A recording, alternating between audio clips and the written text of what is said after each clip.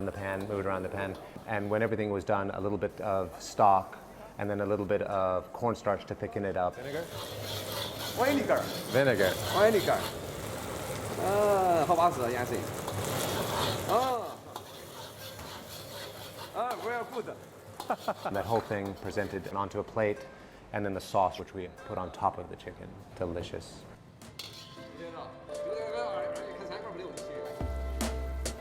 So this is the first dish I've cooked in Chengdu. In a wok, this is fish taste chicken, and taught to me by my new chef and friend. Thank you. 谢谢谢谢.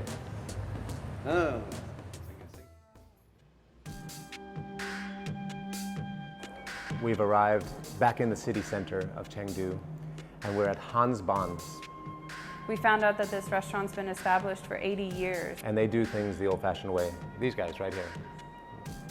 Supposedly, there are 2 master chefs that still make this in the city today, and we were honored to work with one of them this afternoon. They started with the whole cut of pork, the shoulder, and then watching them break it down. Not looking at his fingers, every single element perfectly dealt with. Took all this pork and ground it in front of us. Season the meat with vinegar, with soy, with sugar, with salt, with Szechuan pepper, with white pepper, with ginger. The ginger was pulverized in a blender, which I thought was interesting because it was so fine and ground up that you didn't have chunks or like a grating, but it still added a lot of texture to the meat. Measuring it by eye and by feel, and obviously has done this thousands and thousands of times, and just kept mixing and mixing and mixing and mixing. He was so knowledgeable of what he was doing, and he could tell by the smell of it that the seasoning wasn't quite there. I was watching this thinking that, okay, it's mixed. And then I realized what he was doing is really emulsifying that meat to get to a very specific texture. And then he packaged this meat and put it away. Then the exciting time, a kid, a 29-year-old kid who's been doing this for 10 years, took this dough, this beautiful, supple, fluffy dough, fed it through a sheeter, rolled it as you would a baguette. And watching them work the dough when they were making it, you could see that they were building so much structure of it. And then you taste that when you eat it. Amazingly, I was astounded, one by one pulled off these beautiful pieces of the dough that would be the perfect weight. I think if we weighed them, they would have been about an ounce a piece, but not an ounce and a half or an ounce and a quarter, but an ounce a piece. And then put flour on top of them, patted them out into perfect little rounds, took the perfect amount of meat on chopsticks, stuck it right into the center of this dough, and proceeded to make the most incredible shape with just using his fingers like a speed demon. They made it look so easy. We had the opportunity in front of the whole kitchen to try this ourselves, and it was pretty much a disaster. Making the buns today was really great because it was so humbling and just hilarious in a way at how bad we were at it. I have to say we got better at it, but certainly not the expert of 10 years of a perfect fluted pastry. It was just wonderful to see. These go into a steamer at the end of this, and about 10 minutes later, 8 minutes to be precise, were pulled out, and we sat down and we ate this masterpiece. To eat them afterwards was great. It was what cooking is all about for me, is like what you put into it and everything that goes into every little detail of what you do. It was really a reminder of what it all means.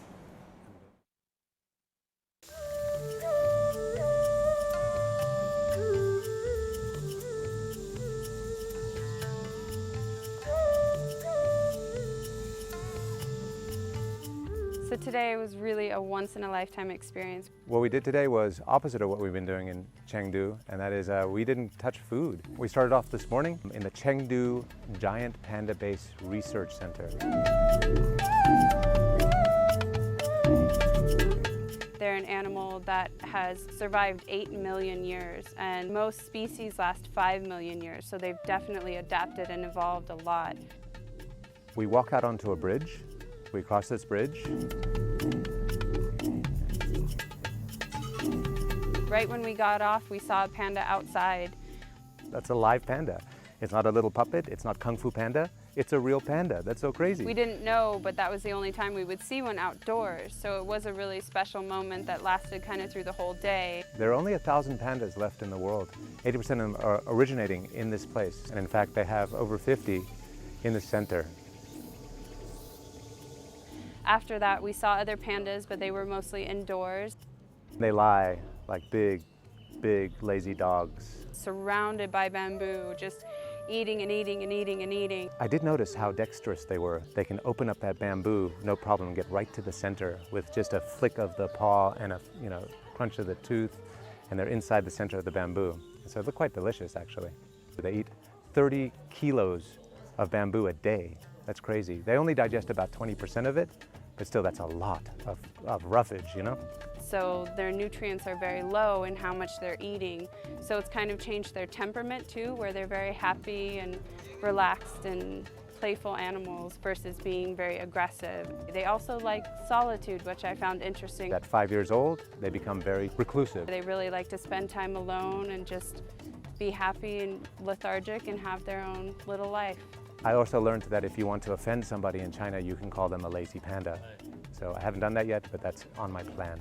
And then we went to the breeding center and saw the babies, and they were 2 weeks to a month old. They're like a tiny, tiny little puppy. 1,000th the size of mama. They're like 100 grams. It's really remarkable. You would expect them to be like little cubs. But every single day, they grow another 100 grams. They double their size. So about 5 years into it, they start to get very, very big. In fact, a grown panda is almost my size, 220 pounds. The facility is really remarkable. The work that they've done has really rehabilitated the population of pandas. It's hard to get them to mate naturally, so they do a lot of artificial insemination. What's cool about this place is that their success rate over the last 20 years has become almost 90 to 100%, so they're doing a great job. What was crazy is the red panda. We were in an area where the red pandas were indigenous to, so they weren't behind any sort of enclosures. Right in front of us, we could actually walk up to this panda. We were told that they might attack every once in a while, so very hesitantly we got to about 3 feet away from this guy. And then maybe another 100 feet, we arrived on another panda. Big fluffy tail, looked like a fox and a raccoon had mated and made this beautiful big animal eating pumpkin just in front of us, like we weren't even there.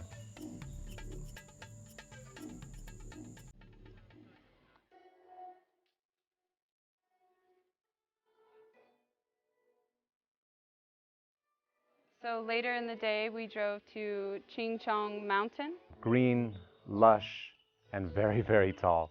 It's really captivating, and it was so different from what we had been seeing in Chengdu. When we started climbing the stairs, I didn't really know what to expect. It's very hot here, and very, very sticky, and very humid.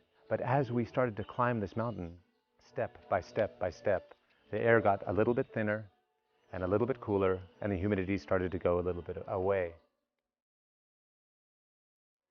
Everything is so different up here. The air, the water, the humidity.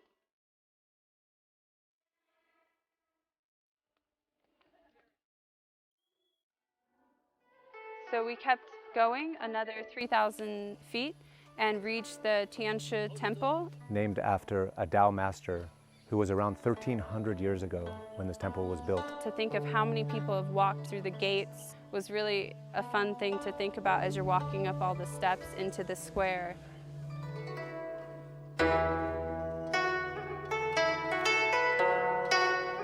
It's gorgeous.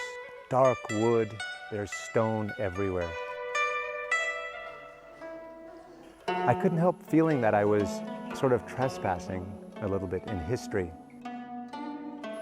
Inside the temple, there are so many things to enliven your senses, including smell. There's altars with incense burning and candles, and it's a very powerful place to walk into.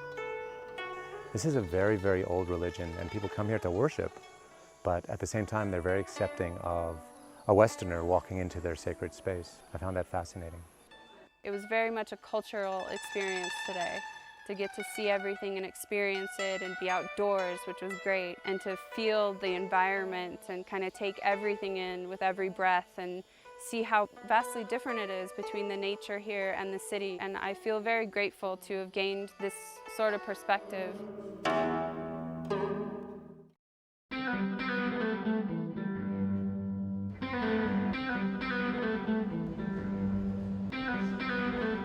Day 4 in Chengdu, I think the best culinary day we've had so far. This morning we came to the Zhenjiang Hotel and we went up to the Szechuan restaurant.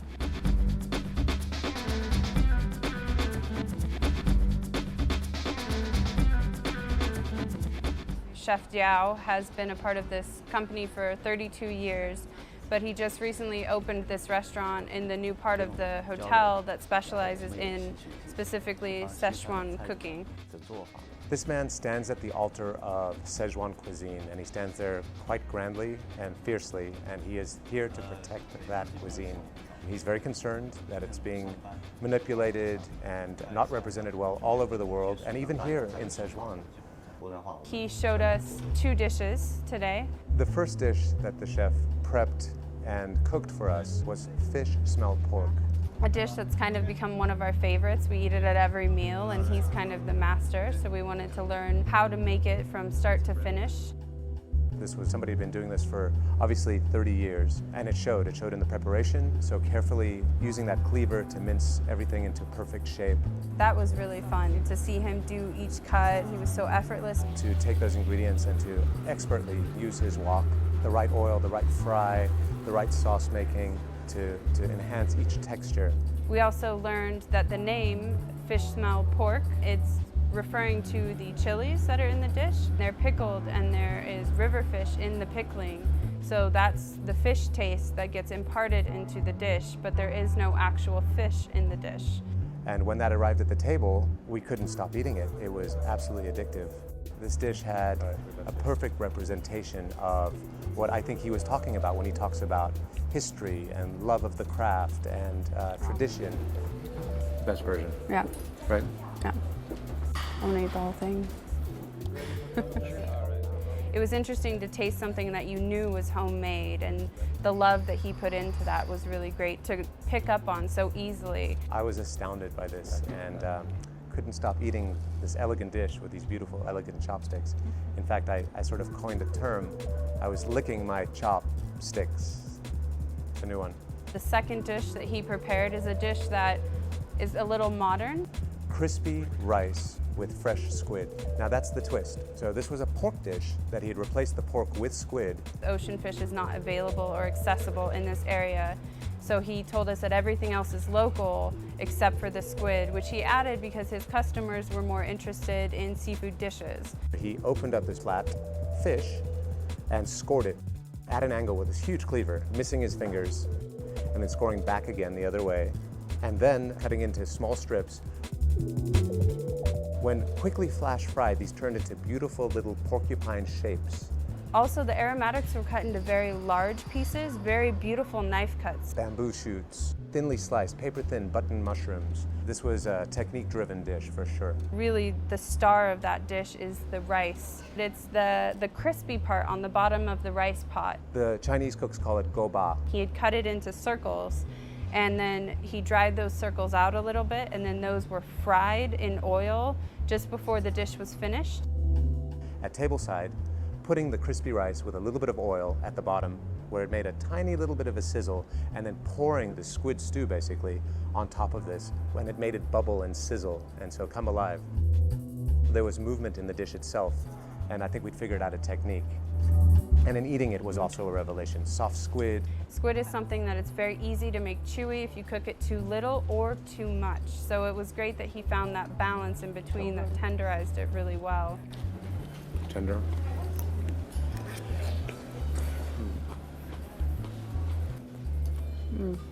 Hot, The right? sauce is so good. Crispy rice. It's still crunchy. Oh, super crunchy. A little bit of spice from chili, the earthy mushrooms. We were taken to another level, elevated. That dish really stood out. It was something very different from anything we had tasted so far on the trip. It had a sweeter undertone to it. It was really, really enjoyable. Something that broadened the spectrum of what the cuisine here can be. So this afternoon we went to Shu Qiu Sheng. It's a hot pot restaurant and it's privately owned. They have 10 locations. This is the hot, spicy thing that we've been hearing all along about Szechuan cooking, and so spicy that people sweat. And why do they eat hot pot here? It's because it's damp here, it's humid, and the body gets humid. And eating these spicy things, specifically hot pot, is a way to get that wet out of the body. It's a philosophy here that I understand now. It makes a lot of sense. So we walk into this room and nervously sit at this table, and these people start to bring us the hot pot itself. We're quite nervous, to be honest with you. This is maybe a Western nightmare. And it's just the broth, and the entire surface is covered in Szechuan peppercorns and chilies, and it's just really intimidating. Then you mix your little bowl of your own sauce. And in that bowl is a little bit of oil with garlic. So it's like a garlic oil bowl.